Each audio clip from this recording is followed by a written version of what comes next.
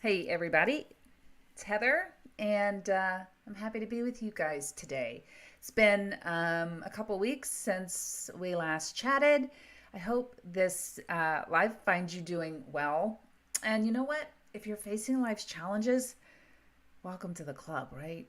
Life is hard, and somehow or another, our culture believes that life shouldn't be hard. That if in fact life is hard, we're doing something wrong or you're doing something wrong.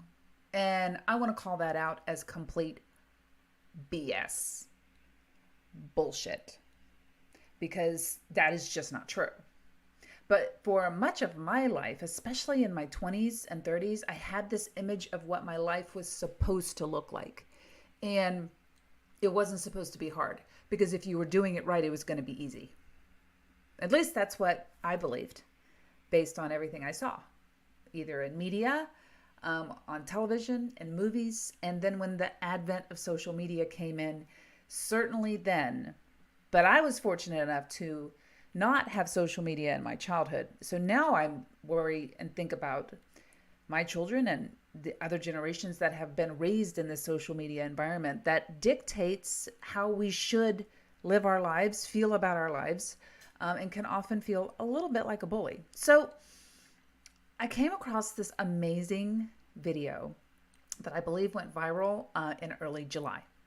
And it is this basketball coach at Duke and her ability to talk to her athletes in such a honest and direct way about how life is not going to ever be easy.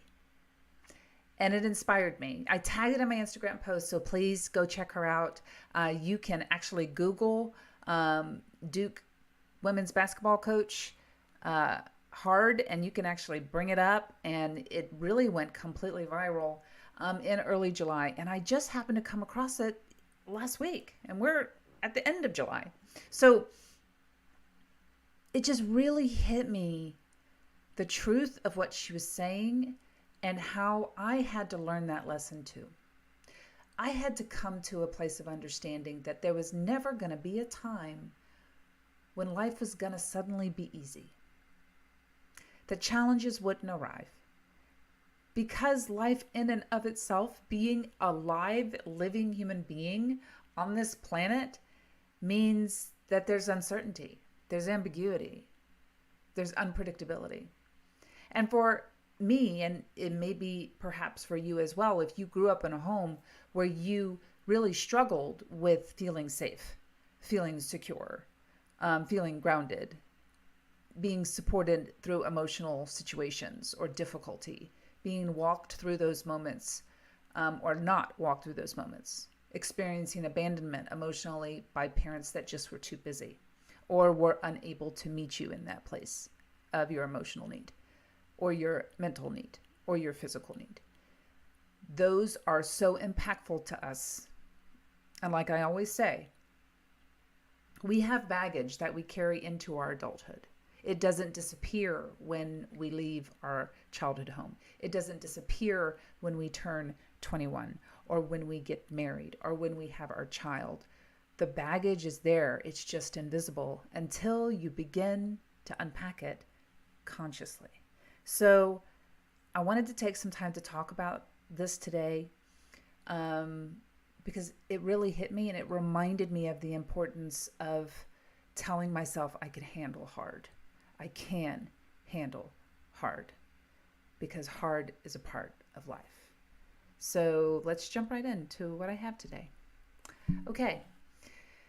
How to handle hard when we need to practice that life being hard is the price of being alive. So, welcome to being a human being on planet Earth. As children, when hard, difficult situations happen, we need to be shown how to walk through them. Now, this is a big part of development for children. Children do not come automatically filled with a rule book on how to do things. A child is an open book, a blank canvas, and takes on all of the behaviors sort of like a sponge. All of the behaviors, attitudes, environmental issues, dysfunctions, um, fear, anxiety, emotions, all of that. They're like little sponges and children absorb it. So we absorb it. And what happens is when those hard, difficult situations happen and no one walks us through that, one, this is normal, two, there's a way through, and three, I'm with you, you're not alone, a child will begin to adapt and begin to behave in certain ways to accommodate for that insecurity and fear.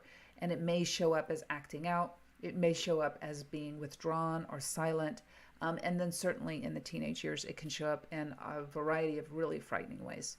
But we need that. So as adults who still have the little ones inside of us, our little parts of us, my 8-year-old, my 12-year-old, my 25-year-old, they're all in me.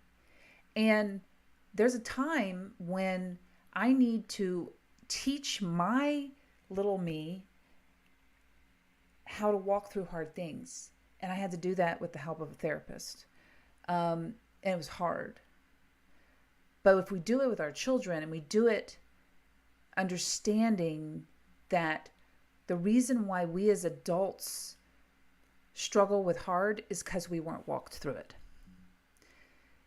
This is a skill. It's a skill just like walking, just like riding a bike, just like learning how to sew, just like learning how to cook, learning how to drive, or even learning how to drive. Maybe you know how to drive, but it's a different type of vehicle. So you got to learn it all over again. It feels hard, right? Because you don't know where all the things are. Same thing with fitness routines.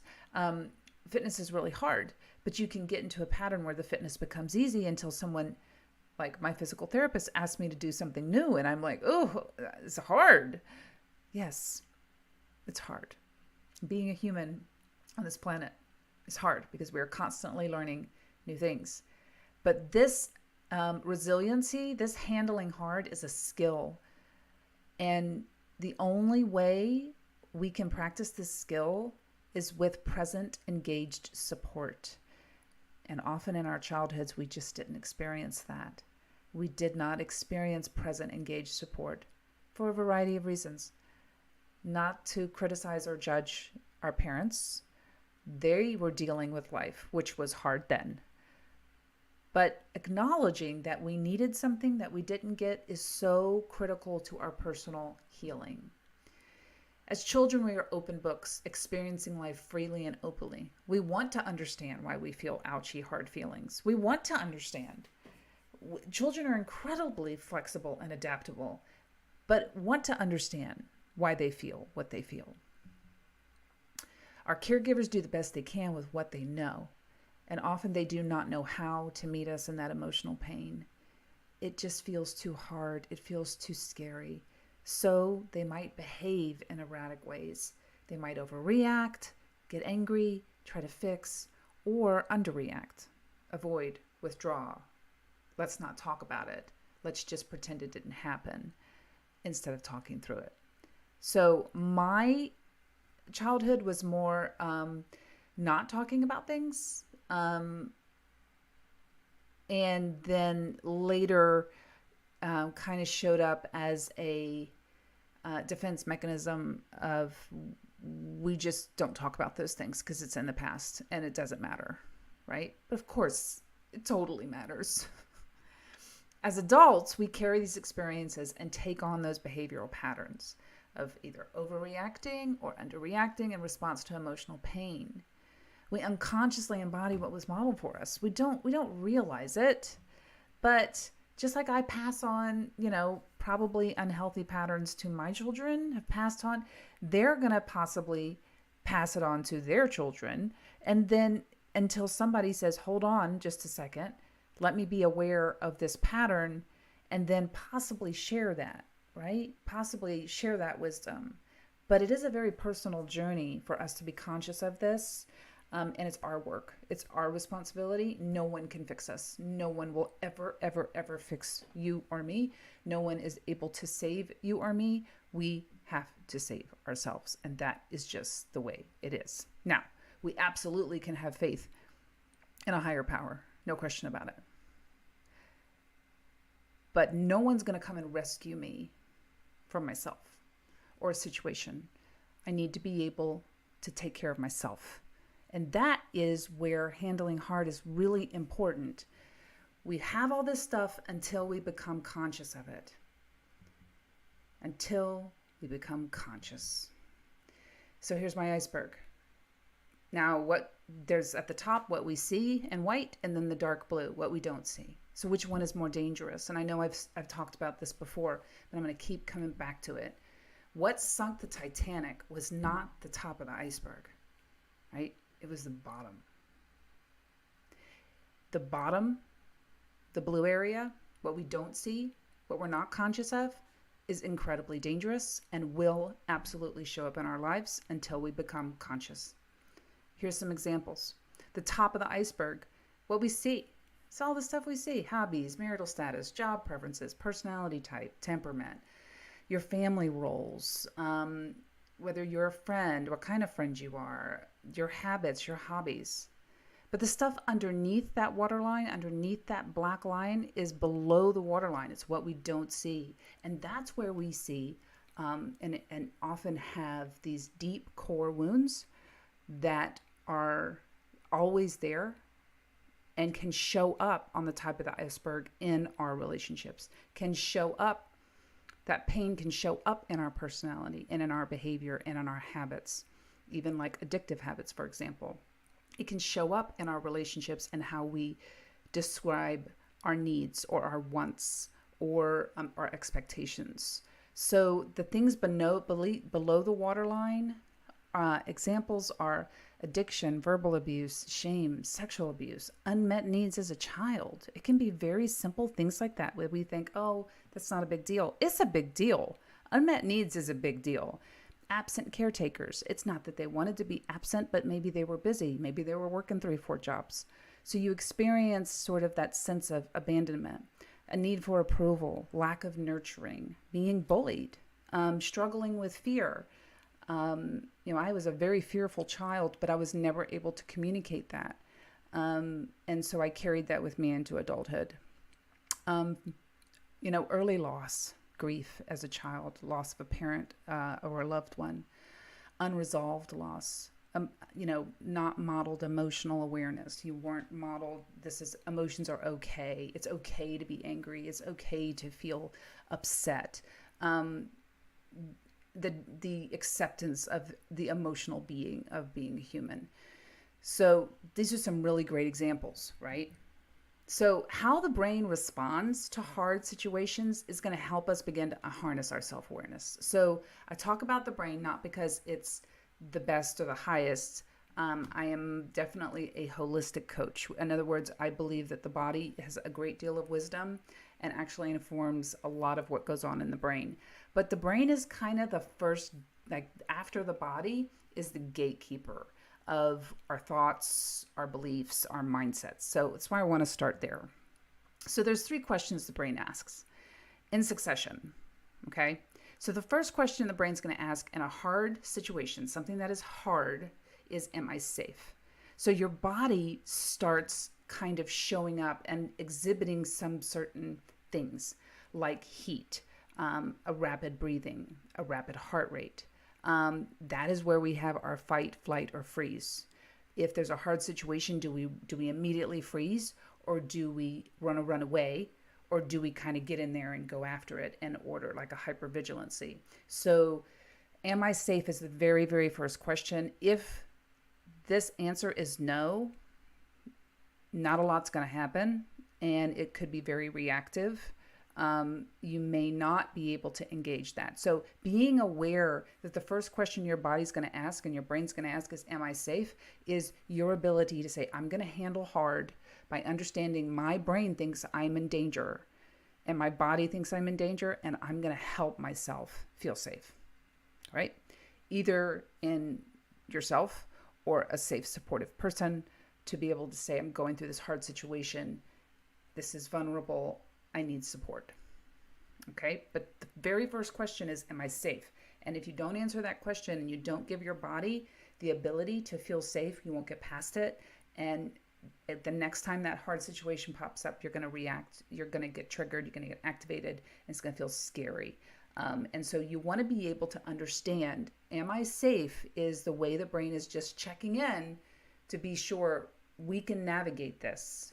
There's no danger. We're not going to die. The brain simply wants us to stay alive. And so if there's a threat, it's going to shut everything down. Then you get through safe. Am I safe? And then really what the next question that comes along is, am I loved? So in the middle portion of the brain is where we have our moods, our hormones. It is an old part of the brain. The amygdala is the oldest, but this is old as well. This is where we have the sense of emotional connection, bonding, like relationships, and memory, emotional memory specifically. And this is where our bonds are formed with our caretakers, our earliest caretakers. That's why you'll hear me refer to, what did you experience from your earliest caretakers? Because those bonds are incredibly powerful, and the emotional memory that is associated with those relationships are profoundly powerful and show up in our behavior, whether we're conscious of it or not. So this is really important area. So if you get through Am I Safe and you've got your body to a safe place as you're handling this hard situation, the second question your brain's going to ask is, am I loved?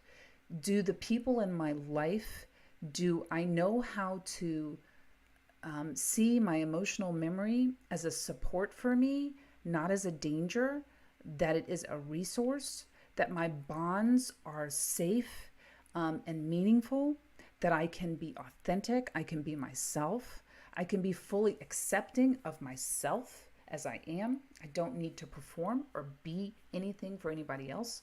No people pleasing allowed. Am I loved means I'm accepted fully as I am, flaws and all. That is really important for the brain to move to the next place. Now, this part of our brain, am I loved, really requires more intentional self-awareness. And that's where the writing prompts come along, and we're going to get to those at the end. But that's where you're really going to experience how your emotional memory is going to inform why you're behaving or reacting the way you are in this particular any hard situation, whatever it is, whatever situation is activating you that feels hard. This am I loved question is going to really come open for you in the writing prompts. And then the last question is asked is, what can I learn from this? So this is where you can really have expansive awareness and curiosity and wonder at healing.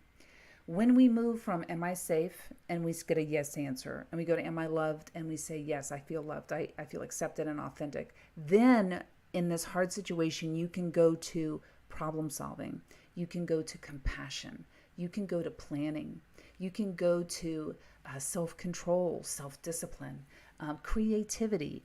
So really being able to look at the hard situation through a whole new lens that is just not available to you if you don't answer the am I safe and the am I loved questions, right? That's the order. And our frontal lobe is the newest part of our brain. This section of our brain is the newest part of our brain. It's never going to be the first one to respond when a hard situation activates us. We need to work through, am I safe? Am I loved? And then to, what can I learn from this? So here's 3 steps to practice handling hard. 1, tune into your body. Be very clear when you first have this hard situation. Tune into your body. What is your body saying to you? Where do you feel the pain? Do you feel the pain in your shoulders? Do you feel it in your throat? Do you feel it in your chest, your stomach? You could even feel it in your lower back. Where do you feel the pain? And simply acknowledge it by placing your hand on the area of your body. It is truly just exhibiting self-compassion for yourself. You are allowing yourself to feel what you feel, and that helps you feel safe. When we acknowledge where we are feeling this pain and discomfort, it's another way for us to help ourselves feel safe. We can regulate ourselves when we're feeling frightened or overwhelmed or anxious or stressed. Number 2, I want you to think about your self-talk. What are you telling yourself about the hard thing? Is it 100% true? And I want you to hear that question. Is it 100% true? Often we tell ourselves, this is impossible. I'll never be able to do this. And we tell ourselves and we believe it, but I want you to challenge that self-talk. I want you to challenge those thoughts. Is it 100% true? Because chances are it's not. And then you reframe the story. Get curious about the story you may be telling yourself with compassion, and then try on these writing prompts. So here's the writing prompts. A recent situation when I felt like a situation felt too hard was, in this situation, I felt. The feelings reminded me of.